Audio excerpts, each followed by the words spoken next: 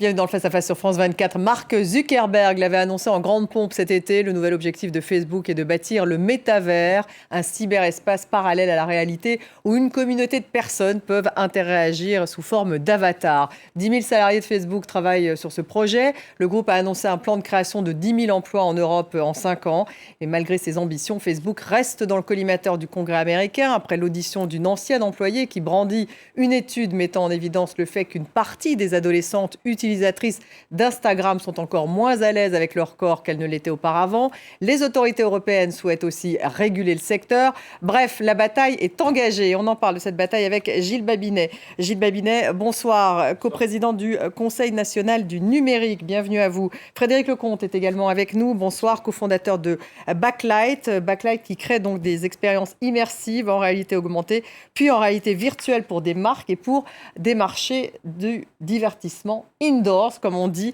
Bienvenue à vous. Frédéric Lecomte, alors un mot d'abord sur justement Métavers, censé permettre des déplacements fluides d'univers virtuels en lieu physique, comme des téléportations, pardon, ça c'est ce que dit Mark Zuckerberg.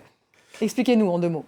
En deux mots, le métaverse, c'est un peu un fantasme, je trouve, qui est peut-être un petit peu trop surexploité en ce moment. On parle de hashtag trendy, je m'en méfie souvent. Hashtag trendy, donc hashtag voilà, c'est à la mode. Voilà, c'est un peu le terme à la mode, mais ça illustre une tendance de la démocratisation du numérique dans nos usages qui a été éminemment portée par le Covid et le fait qu'à la maison, on se retrouve à travailler en utilisant les outils du numérique et depuis quelques années sur le côté social, sur le jeu vidéo. Donc c'est le métavers, si on devait le résumer, ce serait une évolution de l'Internet d'aujourd'hui, mais avec un format qui serait un peu plus immersif, un peu plus riche, des mondes persistants dans lesquels on va pouvoir se retrouver, utiliser... Vous êtes en immersion, en fait, dans un monde virtuel. On peut en immersion, après ça va dépendre de la vision de chacun, mais on peut être en immersion, en réalité virtuelle, ou aussi sur des écrans classiques, et en réalité augmentée, en augmentant le monde qui nous entoure, avec des informations supplémentaires. Et ça, c'est dans 10 ans à peu près, c'est ça le... Ça a commencé dès aujourd'hui, oui, et avec les jeux vidéo. Ça n'ira qu'en se développant. C'est le Graal des interactions sociales, dit Mark Zuckerberg. Oui, en fait, parce que... Vraiment, c'est le Graal des interactions sociales, Gilles Babinet? Ouais, non. Le métavers. C'est le Graal des revenus au travers des interactions sociales, ce qui est déjà un peu façon différent. de le décoder. Mais effectivement, ils voient le potentiel qu'ils peuvent avoir en étant toujours plus dans notre vraie vie. C'est leur objectif. On passe déjà... aux États-Unis, les adolescents 6 heures par jour en moyenne sur les réseaux sociaux. Et son objectif, c'est d'accroître ça autant que se peut. Et puis, on a envie de dire au secours, hein, pardon. Mais... moi, je dis au secours. Je pense que... D'ailleurs, c'est ce que disait cette audition au Congrès de Frances Haugen. On va y revenir. Mais donc, c'est le successeur de l'Internet mobile, ça, c'est sûr. C'est le successeur. Non, je pense que c'est une forme d'interface qui va être appelée à se développer très forte. C'est peut-être le successeur du web, hein, on pourrait dire ça. C'est-à-dire... La page web, qui est une interaction assez classique, elle pourrait évoluer dans quelque chose qui soit beaucoup plus intégré dans ce que vous voyez. Entre vous et moi, je pourrais voir, par exemple, une petite pastille qui me serait mon script, parce que j'aurais des lunettes qui me permettraient de savoir ce que je dois dire au moment où vous me posez des questions. Frédéric Lecomte, ce sont des emplois aux États-Unis. On a vu, donc, il y a tout un laboratoire, 10 000 salariés qui travaillent sur ce projet aux États-Unis. Et le groupe qui veut doubler le chiffre, qui a annoncé un plan de création de 10 000 emplois en Europe en 5 ans. Laurent Soli donc, a affirmé donc, que le groupe envoyait un signal fort. C'est vraiment pour que l'Europe aille plus loin dans l'innovation. C'est comme ça qu'il l'a présenté, Laurent Soli, le patron France de Facebook. Personnellement, moi, je préférais que ces fonds viennent d'investisseurs ou de sociétés européennes. Si l'Europe devait évoluer, je pense que ce serait bien qu'on reste un minimum souverain sur ce genre de solutions qui seraient justement financées en Europe, produites en Europe, exploitées en Europe et éventuellement dans le monde entier. Donc c'est tant mieux s'il fait ces 10 000 emplois. J'espère qu'ils ne seront pas tous en Irlande, personnellement. Mais je serais...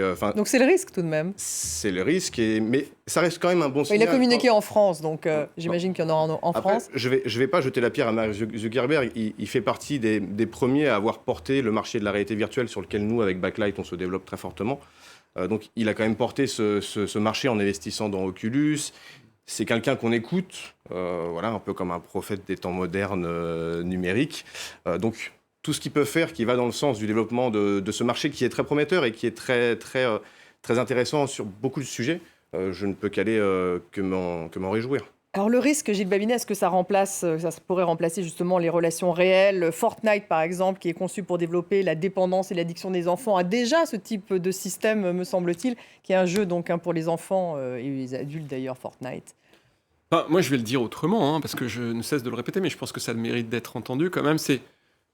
Facebook est une entreprise qui est extrêmement néfaste au fonctionnement de la démocratie. Les auditions de Frances Haugen que vous avez évoquées tout à l'heure sont effarantes quand on les entend. Alors justement, on va l'entendre. Voilà. On va l'entendre, elle parle justement d'Instagram for Kids, qui est un projet de Facebook, d'élargir Instagram, d'en faire un spécialement pour les enfants de moins de 13 ans. On l'écoute. Je suis ici aujourd'hui parce que je crois que les produits de Facebook nuisent aux enfants, attisent les divisions et affaiblissent notre démocratie. Les dirigeants de l'entreprise savent comment rendre Facebook et Instagram plus sûrs, mais ils ne feront pas les changements nécessaires parce qu'ils font passer leurs profits astronomiques avant les gens. Allez-y, Gilles Babinet. Justement, cet Instagram for Kids, d'ailleurs, qui est en pause depuis son audition. Oui, au Congrès américain. On s'aperçoit que cette entreprise est une entreprise qui n'a pas d'éthique.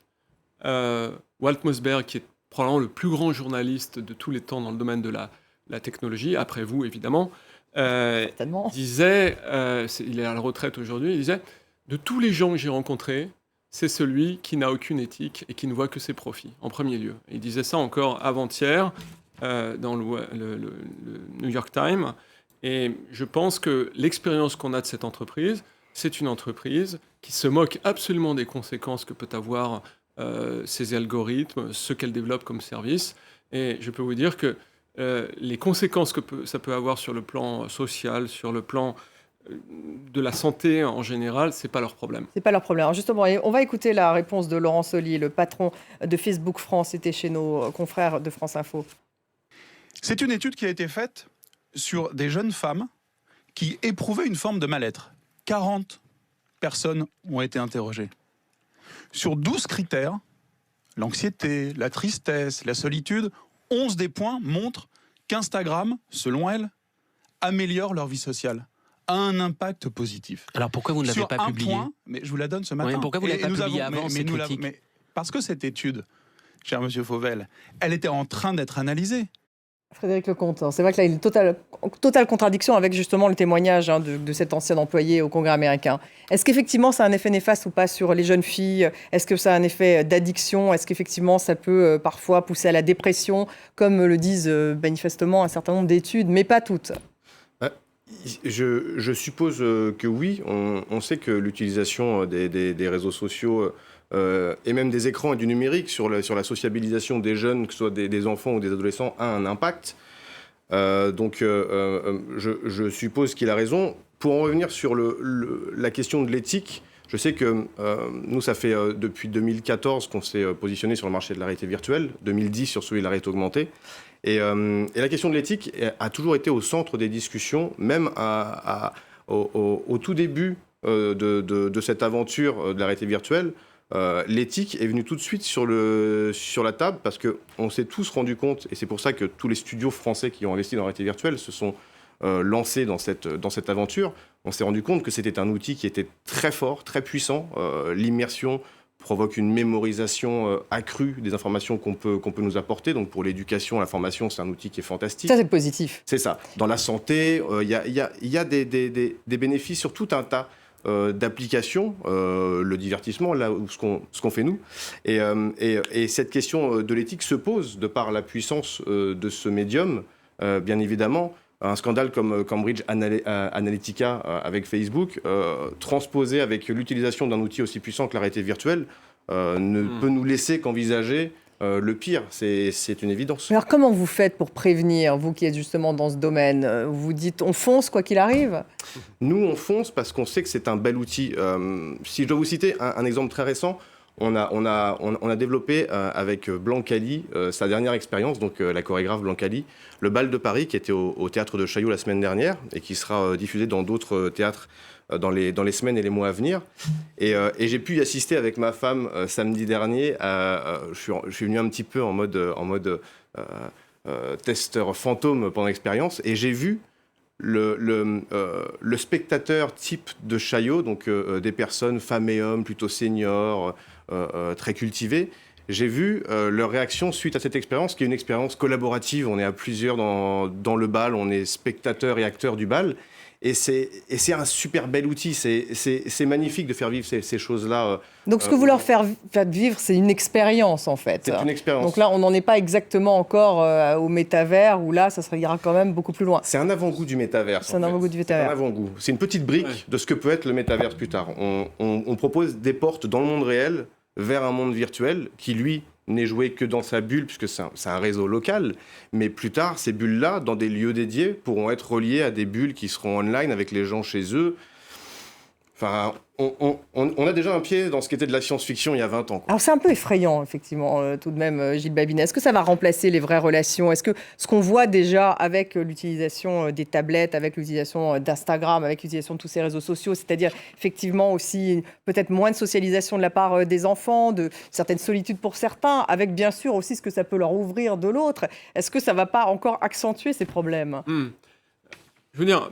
Il y a plein de travaux, de recherches qui montrent le bénéfice de tas d'applications, et notamment des applications de collaboration qui sont des réseaux sociaux. Le problème que l'on a, c'est à l'égard de certaines sociétés, dont Facebook, dont les modèles d'affaires reposent sur la publicité, et qui ont compris que les contenus outranciers et choquants, les contenus potentiellement les fake news, se propageaient mieux que les autres. Et de fait, qui ont construit des algorithmes pour attraper ces contenus-là et les mettre en avant.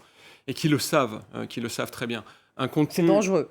Mais non seulement c'est dangereux, mais Maria Frances, qui est la nouvelle prix Nobel de la paix, la première déclaration qu'elle a faite, elle a dit « ces boîtes sont en train... » Elle n'a pas dit « ces boîtes », elle a dit « Facebook est en train de tuer la démocratie ». Je vous lire ce qu'elle a dit. Alors que dans ces pays-là, on utilise beaucoup les réseaux sociaux. Dans mon pays, nous n'aurions jamais pu subir le retour en arrière que constitue le pouvoir actuel sans cette dynamique dangereuse induite par Facebook et les autres réseaux sociaux. C'est une distribution du mensonge par la puissance de l'algorithme, une manipulation insidieuse de l'attention humaine, de nos émotions, pour créer des réalités alternatives que nous donc déchirons mensonge, entre manipulation, elle va Voilà. très loin. Et là-dessus, donc, il y aura peut-être un contrôle européen. On n'a plus beaucoup de temps, il nous reste 30 secondes, puisqu'en fait, effectivement, l'Europe est en train de mettre en place deux garde-fous, peut-être, qui pourraient fonctionner. Ça vous inquiète, ça, vous, en tant qu'entrepreneur dans ce business ? Moi, ce qui m'inquiète, non, pas du tout le contrôle, parce que je sais qu'on est attaché à cette question d'éthique, et la plupart des studios que je connais, tous ceux que je connais en tout cas personnellement, le sont. Donc là-dessus, vous êtes d'accord tous les deux, si je comprends bien. Ce qui m'inquiète, c'est l'amalgame d'accord. entre le métaverse version Facebook et ce qu'ils peuvent apporter comme crainte, et ce qu'on fait nous de notre côté, qui est, je le sais, un bel usage des technologies nouvelles, et qui, je l'espère, ne va pas être entaché par... Justement, est-ce que vous n'avez pas peur que Facebook prenne tout, comme ce que font les GAFA aujourd'hui ? Finalement, ils rachètent tout. Ils n'ont pas réussi à avoir Snapchat. Je ne sais pas pourquoi, d'ailleurs. Pourquoi ils n'ont pas racheté Snapchat ? Enfin, on n'a plus le temps, mais... C'est une bonne question. Ils ont racheté, en tout cas, le reste, c'est-à-dire Regardez, Instagram. ils ont racheté une soixantaine de sociétés. Ils sont très dominants, trop dominants. Trop dominants. Démantelés. Bon, évidemment, on en reparlera. Merci beaucoup à tous les deux. Frédéric Lecomte, merci. Gilles Babinet, merci de nous avoir suivis. Restez avec nous sur France 24.